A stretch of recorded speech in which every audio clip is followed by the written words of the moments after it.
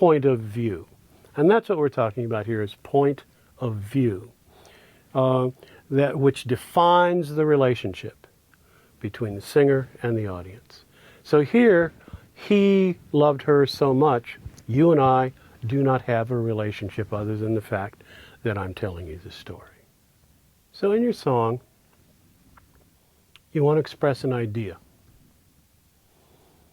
Now, where do those ideas come from? Where do your song ideas come from? And the answer is everywhere. But there comes a point where you have to answer the question, okay, what am I going to say? What is this idea? And that's where things really start getting interesting. So, what is it that you want to talk about? I mean, of course, it may be that you are motivated to say something because something has happened in your life. Maybe, of course, we all have this moment of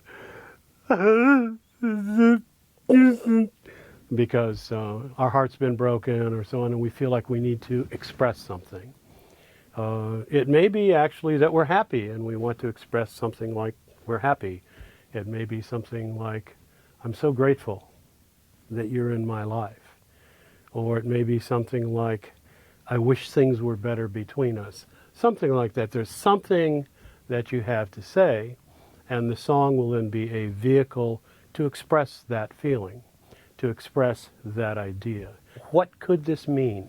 What kind of idea will this song be? So that keeping a little list of songs, and then you can start thinking about them. What could this song be? And who's talking? To whom? And why? But just note that not everything has to be me talking to you. So that's the who is talking. Because this whole thing of who is talking starts us now on the path of what is the relationship of the singer to the audience. And there could be 4 possible relationships that the singer has.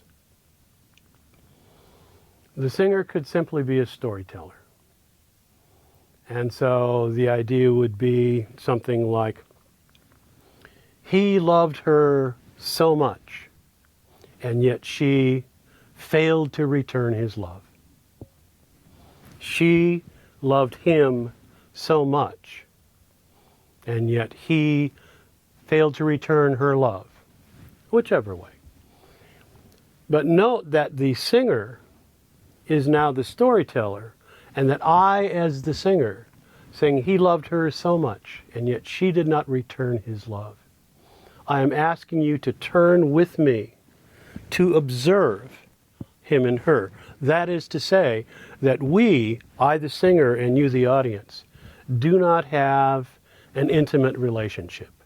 I'm simply the storyteller. This is called third-person narrative. It's sort of a story kind of point of view. So that we can call the most objective. That sits out here if we talk about cameras, that sits out here as sort of the long-range shot. It takes in everything. And the third-person narrator is God. The third-person narrator has access to everybody's mind, has access to the past, the present, the future, knows everything, omniscient. And so in the third-person narrative, we're taking the long-distance view. It's not very intimate. And there are many ideas that will work really well in third-person narrative. If we bring the camera in closer to what's called first-person narrative, then we're saying, I loved her so much, and yet she never returned my love. Now, you and I, the singer and the audience, we have a relationship. We have some intimacy. I'm telling you something about me, but yet she remains at a distance. So that this first-person narrative is a great format, a great point of view for me expressing something about how I feel. we have now an intimate relationship. I could, by the way, be telling you a story about something that happened to me, and so I am still a narrator, but I will be talking about me and her, or me and him, or me and them. And the point of the story, the why of the story, will be something that I have learned, usually, in this first-person narrative. So there's some intimacy involved in there, in that first-person narrative. There's also something called second-person narrative, where the camera actually comes in a little bit closer, and that would be, you loved her so much, and yet she did not return your love. You loved her so much, and yet she did not return your love. And so now there is this kind of sense of intimacy, although the word I or me or us or we or any of the first-person pronouns are never going to be stated. It's only you and she. You can take a look at Dylan's Like a Rolling Stone for that one, or the Beatles' For No One. Really good examples of second-person narrative. Or on the Eagles' latest album, a song called Somebody. Really good examples of second-person narrative. But the thing about that is that at any second it seems like the singer is going to peek around the corner and say, I. He's going to open the curtain and say, I. So that there's this sense of connection, this sense of intimacy that really isn't going to be fulfilled. So it would be, you loved her so much, and yet she would not return your love. And then finally, the most intimate point of view, direct address. I loved you so much, and yet you would not return my love.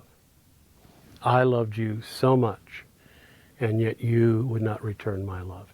Now, I want to say right up front that there are no rules in songwriting. Only tools. Well, there is one rule, and we'll talk about that later. But there are only tools. And so you should try, when you have a song idea, to deal with it from all 4 points of view and see which way it feels the most genuine, see which way it feels the most real. And then you can start working to build your song and create a journey for the listener, create that relationship to the listener. What am I to you? What am I, the singer, to you, the audience? Am I the narrator, talking he and she? Am I a first-person narrator, talking I and she? A second-person narrator, talking you and she? Or am I talking I and you? And that's the point of view. That's to deal with the question, who is talking and to whom? Who is talking and to whom? The first 2 questions of the 3 questions that every song must answer.